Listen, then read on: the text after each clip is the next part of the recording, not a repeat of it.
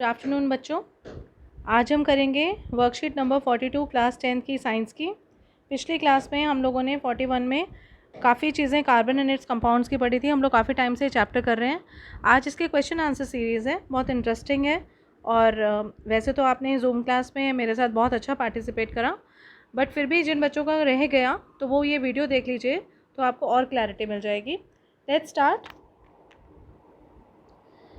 Question number 1 है, किसी भी कार्बन यौगिक की समजातीय श्रेणी के दो उत्तरोत्तर सदस्यों के आणविक सूत्र में जो अंतर होता है वह है।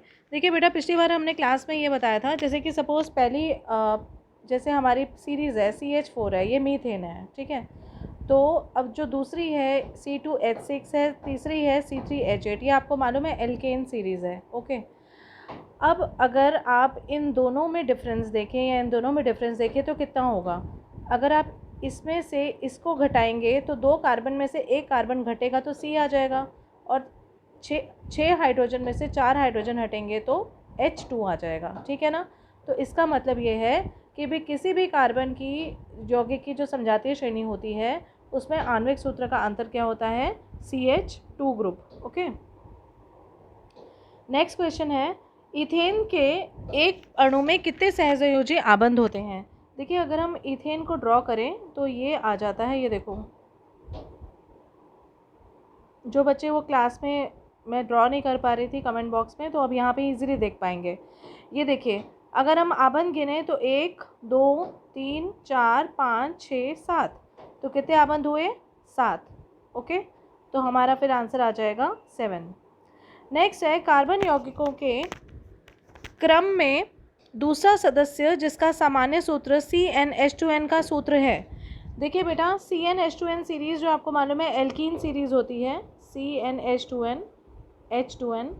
तो इसमें 1 कार्बन एटम तो होता नहीं है, 2 कार्बन एटम से ये स्टार्ट होती है। तो Cn2n का मतलब क्या हो गया, 2 × 2, तो ये हो जाएगा C2H4, ठीक है। तो हमारे पास ये क्या आ जाएगा आंसर, C2H4। आपको पता है इस बात का बच्चे, मैंने क्लास में भी बताया था कि जो एल्केन सीरीज़ होती है वो CnH2n+2 होती है। एल्कीन सीरीज़ जो होती है वो HN2n होती है, और एल्काइन जो होती है CnH2n-2 होती है। तो ये आप अगर ध्यान रखेंगे तो आप कोई भी सीरीज़ निकाल सकते हैं, क्योंकि n की वैल्यू तो है 1 ही है, 2 3 कोई भी है। जैसे जैसे आप डालते जाएंगे आपके सामने वो सीरीज़ आती जाएगी, ओके। चलिए नेक्स्ट क्वेश्चन है, डैश और डैश कार्बन के दो अपरूप हैं। तो आपको मालूम है एक तो हीरा है, ठीक है, और एक ग्रेफाइट है, ये इसके अपरूप हैं। फिर है डैश और डैश जैविक यौगिकों के आवश्यक घटक हैं। भाई जैविक यौगिकों के मेन घटक तो एक कार्बन है और दूसरा हाइड्रोजन है, ओके।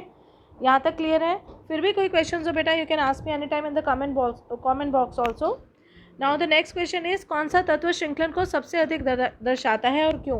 भाई देखो, श्रृंखलन को दर्शाने वाला कार्बन सबसे ज़्यादा है। वो इससे दर्शाता है, उसका आकार भी छोटा है, और वो सीरीज़ देखो बनाता है, बहुत सारी लंबी सीरीज़ होती है, कोई ब्रांच होती है, कैसी होती है, ठीक है। तो वो उसका छोटा आकार होने की वजह से वो क्या करता है, श्रृंखलन भी अधिक दिखाता है, और कार्बन एटम इसका आंसर है, ओके। नेक्स्ट है हमारा, हीरे को संश्लेषित करने के लिए शुद्ध कार्बन को निम्नलिखित परिस्थितियों से उपचारित किया जाता है। भाई हीरे को संश्लेषित करने के लिए उसको अधिक उच्च दाब देना पड़ता है और अधिक ताप देना पड़ता है, दोनों भी, प्रेशर भी ज़्यादा चाहिए और टेम्परेचर भी। तो answer option number C is the right option. फिर नेक्स्ट है, ब्यूटेन जो है वो कार्बन व हाइड्रोजन का एक संतृप्त हाइड्रोकार्बन है या असंतृप्त है। संतृप्त मतलब सैचुरेटेड, जिसके कि सिंगल बॉन्ड होते हैं, ठीक है। ये हो गया सैचुरेटेड वाले जिसमें सिंगल बॉन्ड्स होते हैं, और डबल या ट्रिपल बॉन्ड वाले जो होते हैं वो असंतृप्त होते हैं। लेकिन जो ब्यूटेन है वो क्या है, संतृप्त है, जिसमें कार्बन की अनुसंख्या कितनी है कार्बन की, CH4 हो गया पहला, दूसरा इथेन हो गया C2H6, प्रोपेन हो गया C3H8, और कार्बन की हो गई C4। तो यहाँ पे आंसर कितना आ जाएगा, कार्बन की संख्या 4 है, okay. Now we come to the next question, alkyne और एल्कीन के सामान्य सूत्र लिखिए। मैंने पहले ही आपको बता दिए सारे। एल्काइन का हो जाएगा, एक सेकेंड, एल्काइन का हो जाएगा CnH2n-2, ठीक है ना, और एल्कीन का है CnH2n। बेंजीन की संरचना बनानी है तो बेंजीन की संरचना ऐसे बनेगी, ठीक है, ये बेंजीन की संरचना हो गई। नेक्स्ट हमारा क्वेश्चन आएगा लघु उत्तरीय प्रश्न। हाइड्रोकार्बन क्या है? भाई जो चीज़ हाइड्रोजन और कार्बन से मिलकर बनी है वो हाइड्रोकार्बन है। उदाहरण दीजिए, मीथेन, एथेन, सारे हाइड्रोकार्बन हैं। कार्बन उत्कृष्ट गैस विन्यास कैसे प्राप्त करता है? भाई क्वेश्चन नंबर 2, कार्बन उत्कृष्ट गैस विन्यास सहसंयोजी आबंध बनाकर करता है, ठीक है ना, क्योंकि कार्बन का आकार भी छोटा होता है, वो श्रृंखलन भी करता है, लेकिन उत्कृष्ट गैस विन्यास की बात की जाए तो वो सहसंयोजी आबंध बना के ही करता है। क्वेश्चन नंबर 3 है सहसंयोजी यौगिक विद्युत के कुचालक क्यों होते हैं? भाई सहसंयोजी यौगिक विद्युत के कुचालक इसलिए होती हैं क्योंकि उसके अंदर फ्री इलेक्ट्रॉन नहीं होते। अगर फ्री इलेक्ट्रॉन ही नहीं होंगे तो कुचालक ही होंगे ना, सुचालक थोड़ा ना हो जाएंगे, ठीक है।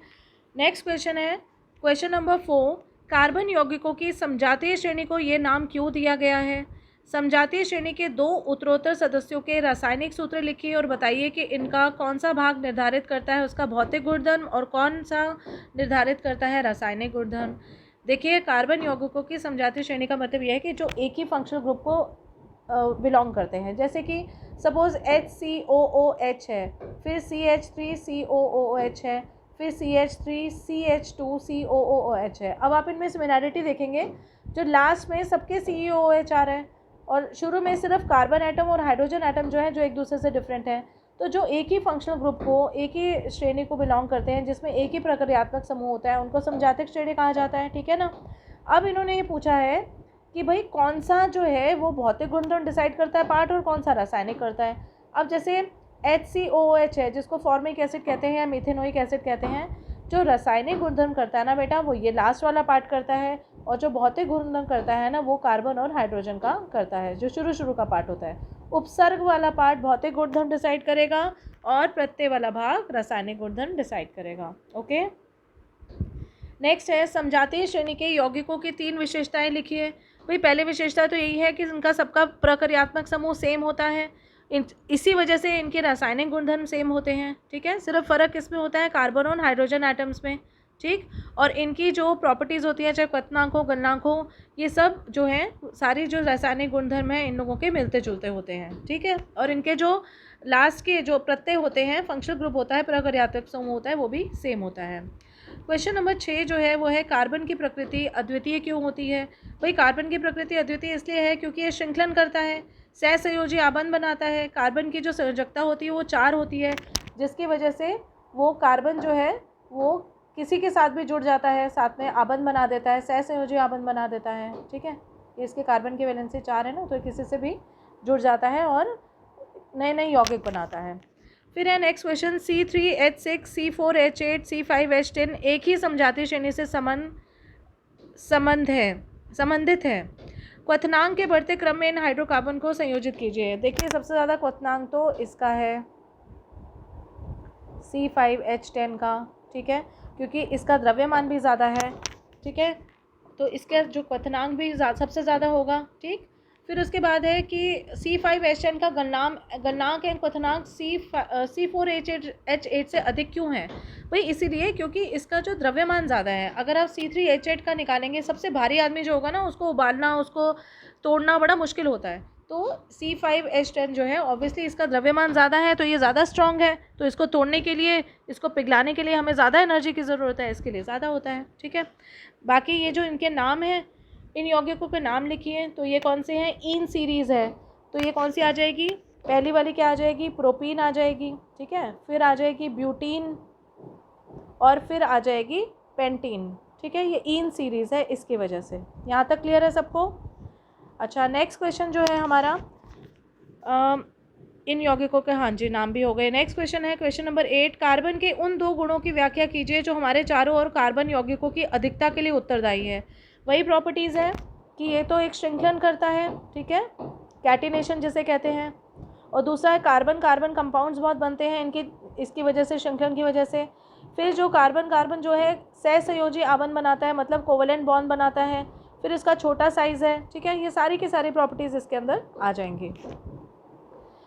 अच्छा, फिर दीर्घ उत्तरीय प्रश्न पर आएँ तो पहला है सहसंयोजी आबंध क्या होते हैं? ये आपको मैंने पहले ही बताया। सहसंयोजी आबंध वो होते हैं जो कि पिछली क्लास में भी हमने पढ़ा था, पिछली वाली वीडियो देखिएगा, कि सहसंयोजी आबंध वो होते हैं जिनमें कोई इलेक्ट्रॉन का लूज़ करना या गेन करना नहीं होता। इलेक्ट्रॉन जो है आपस में साझेदारी में जब बांटे जाते हैं तो जो आबंध बनते हैं उनको हम सहसंयोजी आबंध कहते हैं, राइट। फिर है कार्बन कुछ तत्वों के साथ सहसंयोजी आबंध बनाता है। इन तत्वों के नाम बताइए भाई। बहुत लोगों के साथ बनाता है कार्बन, नाइट्रोजन के साथ बनाता है, सल्फर के साथ बनाता है, हाइड्रोजन के साथ बनाता है, ऑक्सीजन के साथ बनाता है, इसके साथ, ठीक है। फिर है फुलरीन क्या है। देखिए जब हम लोगों ने एलोट्रोप्स पढ़े थे कार्बन के, ग्रेफाइट और डायमंड वगैरह पढ़े थे, हीरा और ग्रेफाइट जब अभी वो पढ़े थे, तो हमने पढ़ा था कि फुलरीन जो होता है वो C60 मतलब कार्बन 60 कंपाउंड होता है और फुटबॉल के आकार का होता है, ठीक है। और ये कार्बन के अन्य अपर रूपों से किस प्रकार, हम जब हमने अपर रूप पढ़े थे तो हमने क्या पढ़ा था कि कार्बन के जब हमने अपर रूप पढ़े थे तो पहला हम लोगों ने डायमंड पढ़ा था ना बेटा, ठीक है। फिर उसके बाद हम लोगों ने ग्रेफाइट पढ़ा था, फिर हम लोगों ने फुलरीन पढ़ा था। फुलरीन जो था, अब ये उनकी विशेषताएं पूछ रहे हैं, तो उसकी विशेषताएं ये हैं कि फुटबॉल की आकृति का होता है, इसमें कार्बन 60 होता है, ठीक है। और ये भी जो होता है वो सुचालक होता है विद्युत का। ग्रेफाइट जो होता है वो कुचालक होता है, ठीक है। फिर है निम्नलिखित की इलेक्ट्रॉन बिंदु संरचना बनाइए। भाई अगर आप H2S की बनाएंगे तो सल्फ़र हाइड्रोजन है 2, ठीक है। सल्फ़र की जो संयोजकता है वो कितनी है, 2 8 6, ठीक है, 2 8 6। तो लास्ट में हम 6 देखेंगे ना, 4 इलेक्ट्रॉन्स ये हो गया, 1 इलेक्ट्रॉन इधर आ गया, हाइड्रोजन के तो 2 हैं ही, ठीक है। तो ये हमारी इसकी बन जाएगी। अगर हम इसको काउंट करेंगे तो ये देखिए 1 2 3 4 5 6 7 8, और अगर इसको काउंट करेंगे तो 1 2 3 4 5 6 7 8। तो सल्फ़र जो है वो अपना एक एक इलेक्ट्रॉन जो है 2 हाइड्रोजन से अलग अलग दिशा में सहसंयोजी आबंध बना रहा है, ओके। नेक्स्ट है हमारा F2। फ्लोरीन जो है आपको मालूम है उसकी 2 7 है, लास्ट में 7 इलेक्ट्रॉन्स होते हैं इसमें। तो 2 यहाँ आ गए, 2 यहाँ आ गए, 2 इधर आ गए, 1 इधर रह गया, इधर भी 1 रह गया, ठीक है, और 2 इधर आ गए, 2 इधर आ गए, 2 इधर आ गए। अब इनके बीच में सहसंयोजी आबंध बन गया, इधर भी 8 हो गए और इधर भी 8 हो गए, ओके, ये भी क्लियर है। नेक्स्ट हमारा आ जाएगा H2O। H2O में आपको पता है ऑक्सीजन जो है उसके पास 6 हैं, 1 2 3 4, 1 इधर हो गया, 1 इधर हो गया, 2 हाइड्रोजन है तो हाइड्रोजन के पास तो है ही 1 भाई, तो ये 1 ही देगा, तो ये हमारे आबंध बन गए। अगर आप इसको गिने तो ये भी 8 हो गया, ठीक है, और अगर इसको गिने तो ये भी 8 हो गया, दोनों सहसंयोजी आबंध से पूरे हो गए। फिर हमारा नेक्स्ट है बेटा CH4। CH4 में तो आपको पता ही है, ये देखो यहाँ पे भी 1 इलेक्ट्रॉन है, यहाँ एक इलेक्ट्रॉन है, यहाँ 1 है, यहाँ 1 है, 4 हाइड्रोजन है तो 1 1 इधर भी है, बन गया सहसंयोजी आबंध और बन गई मीथेन, ओके। अब है हमारा लास्ट का आज का CO2। CO2 है तो बेटा ऑक्सीजन के पास 6 तो है ही, ठीक है, 2 4 और 5 और 6 ऑक्सीजन के पास, ठीक है ना। तो एक कार्बन इधर हो गया, एक ऑक्सीजन इधर हो गया, एक ऑक्सीजन इधर हो गया। कार्बन के पास कितने हैं, 4, ठीक है। एक मिनट बताती हूँ। कार्बन, एक सेकेंड हिल गया ये। कार्बन की जो वैलेंसी है वो है 2 4, ठीक है। ऑक्सीजन की जो वैलेंसी है वो कितनी है, 2 6। इसका मतलब इसके पास 4 हैं, इसके पास 6 हैं, तो ऑक्सीजन जो है वो कार्बन के साथ 6 इलेक्ट्रॉन बनाएगा, तो ये CO2 मतलब ये 4 इलेक्ट्रॉन शेयर करेगा और ये 6 इलेक्ट्रॉन शेयर करेगा, ठीक है। तो ये हमारे पास बन जाएगा CO2, ठीक है। यहाँ तक सबको कोई क्लियर हो गया? कोई भी प्रॉब्लम हो, फिर भी कोई भी क्वेश्चन हो तो वो आप बताइएगा, ठीक। टिल देन नेक्स्ट क्लास में मिलते हैं, फिर अपना ध्यान रखिए और stay home, stay safe, bye bye, take care.